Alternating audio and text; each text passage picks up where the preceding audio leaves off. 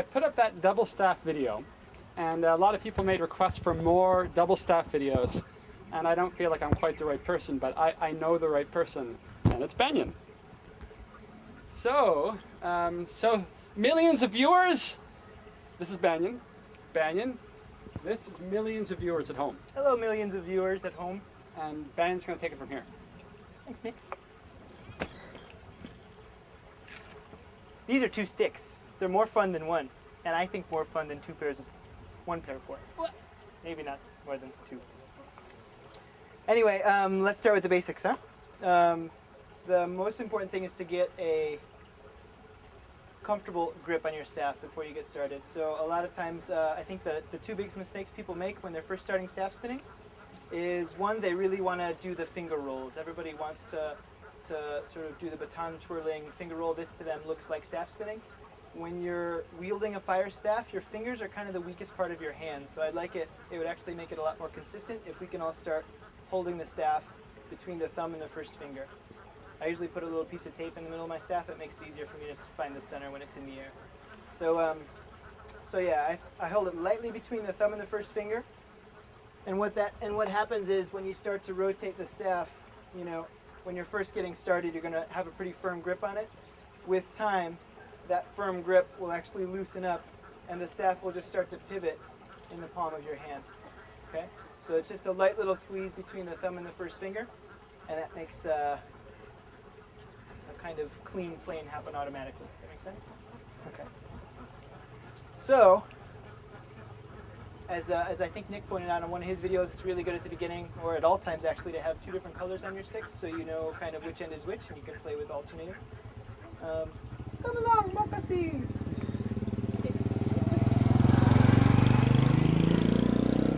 And yeah, so we got 2 different ends on 2 different sticks, and let's start with the basics. I think for most people, especially if you're coming from poi, and that's what I did, I jumped from poi into double staff. It's kind of natural. It's good to start with like a reverse butterfly position. So I start with the thumb end of the stick. I'm going to call this the head of the stick. That's the gold and pretty part. And then there'll be the tail end of the stick, which is where my pinky fingers are pointing. That's the not so pretty black socks from my father end of the stick. Head of the stick, tail of the stick. Okay. So I'm going to start with the head of my stick, or the thumb ends pointing down, and I just do reverse circles coming up in front, going down behind. So it's a full and complete circle. Both ends of the stick make a circle in front and a circle behind, in front, behind, and it's reverse spinning. It looks just like a reverse butterfly for the poi spinners out there. And as you see at the beginning, maybe the hands are kind of tight and gripping the staff. With time, just loosen up your hands and let it rotate in that space. Okay? From the side, all you're getting is a complete circle in front, a complete circle behind, both ends of the stick that are following the head. Yeah, the head goes first, and down behind, the tail just follows. Okay? Let's try in reverse. I guess we call this forward in poi. This is a forward butterfly. I'm going to lead with the tail of my stick. Yeah, the pinky toe is pointing up.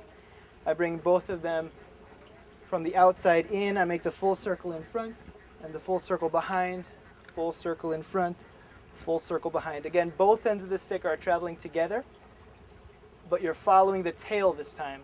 It's the most important thing. Just think about leading with the pinky side of your hand, leading with the black end of the sticks. Okay, from the side.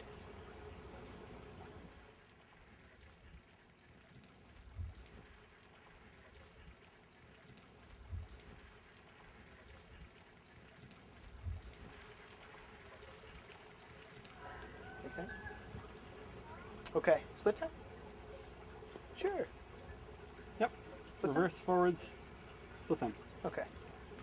So let's start in reverse again, and we'll try split timing. So the hardest part is just getting started. So for me, I found that the easiest way to start is actually to start one arm first, and once I get this arm sort of beginning, then I'll just follow it with the other. So now I'm doing reverse, but in split time. One end goes in front, the other end goes in front. You just alternate in front, or you can think in back, and back.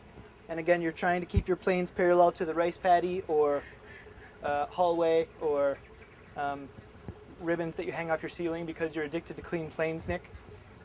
Whatever you have for your guidelines, just think about spinning in that passageway and keep the planes clean. We're doing reverse first. Once that gets comfortable, you can try stopping and learning forward. Forward again is you're following the tail of the stick, but we're going to alternate one end and then the other, one hand and then the other. All right, so after, and not like during or like beforehand, after you learn reverse and forward in regular time and in split time, you can start working on reel spinning. Real like R-E-E-L, not like R-E-A-L, because it wasn't fake before, it was real. So here's reel spinning. Both ends of the stick are going the same direction, okay? So to a poi spinner, maybe this looks like they're going opposite directions, like my right hand is traveling in the forward butterfly, my left hand is traveling in the reverse butterfly. But maybe to you, it looks like they're going the same way, yeah? Does that make sense? Reel spinning, I'm doing a full figure eight with my left hand and a full figure eight with my right.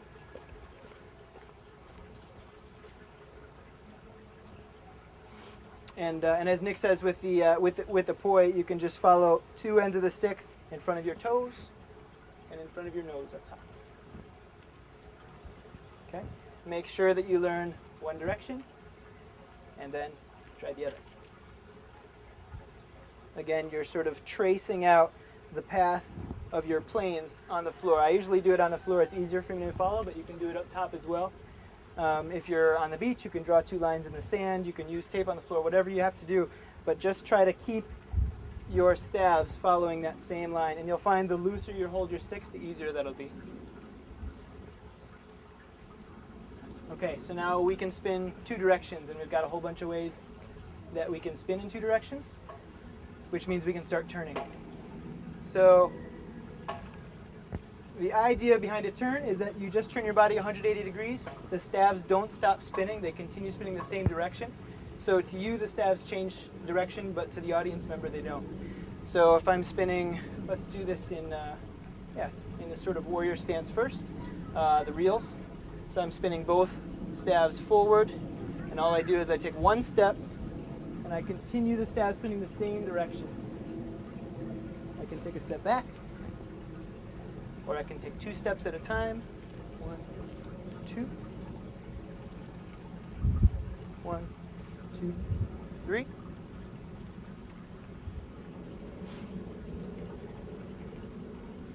Most people, I think, just get stuck on the turn because at some point they try to force the stabs to spin the same direction.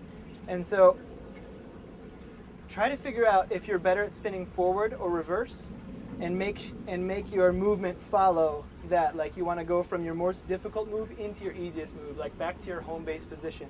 So if you're more comfortable spinning in this direction, don't try to turn from this direction into the other. Instead, try to turn from the other back into this position, because it'll feel like home. Your hands will kind of just fall into place, and you can keep going the same way. So we've got real turns. Now we want to try our sort of butterfly positions also turning. So what you'll find is I don't want to say impossible, because somebody will just start doing it once I say that, right? But it's difficult to make the turns happen from regular time when you're spinning in reverse or forward. So let's just try for now turning in split time. Okay? So this is my split time in reverse. I'm following the heads of my stabs. They're coming up in front, up behind, and so on. And all I do is the same thing. I make one big step with my feet 180 degrees. I face the other way. The stabs change directions to me, but not to you. Step. So now I'm spinning forward. Step. Reverse. Step. Forward. Step. Reverse. Again, figure out which one you're most comfortable at and finish with that, like land in that. Once you're getting comfortable, try to make combinations. Make more than more than one turn at a time. Like 1, 2, 3, 4. So 1, 2, 3,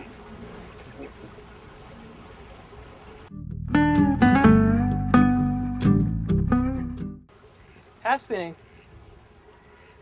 is when one end of the stick stays in front of your body and the other end of the stick stays behind your body.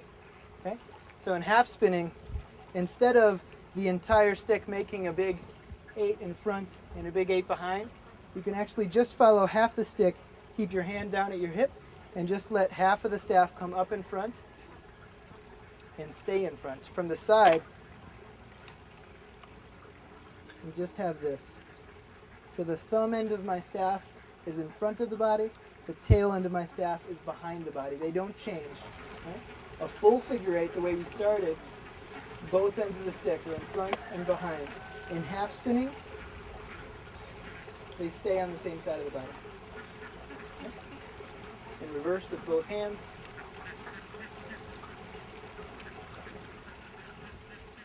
In forward with both hands. Again, keep the thumb end of the stick in front of the body. You can start adding and changing that as you wish. But for now, I think it's best just to start with the thumb ends, the heads of the stabs in front of the body for reverse and for forward.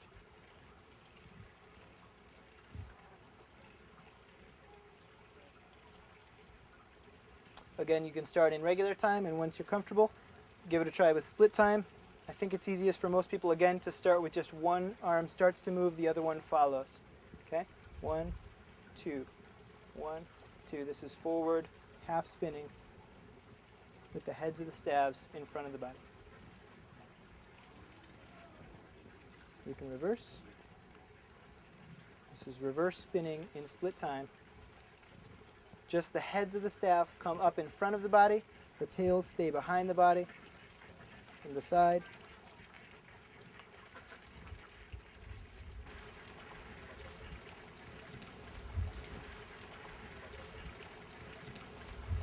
And all we're trying to do right now is just give you a little bit of vocabulary, right? So it may seem a little bit boring to stay down here for a while, but the more you practice these sort of foundation positions, the more sort of words or language you're going to be able to use later on, right?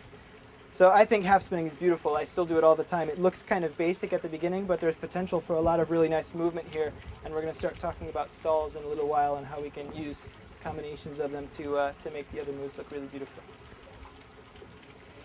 But for now, just get comfortable in half spinning, full spinning, forward, reverse, and split time.